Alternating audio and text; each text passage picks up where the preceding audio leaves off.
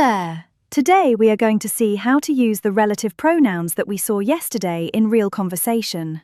Are you ready? Come on then. Have you met the man who lives next door? Yes, the man who has a dog that barks all night. Exactly, the dog that thinks it's a rock star. Oh yes, and it has a toy which makes that terrible squeaking sound. That's the one. You bought some earplugs, which I thought would help. Did they?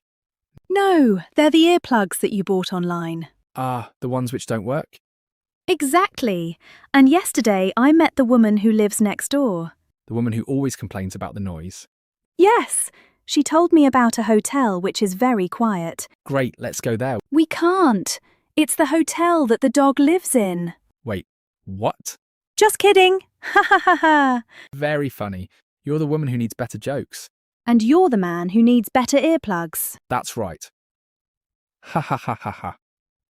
Well, as I said yesterday, relative pronouns are easy to use.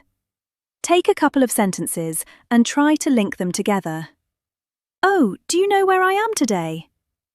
Have a look at the next image. Thank you for watching and see you next time. Bye!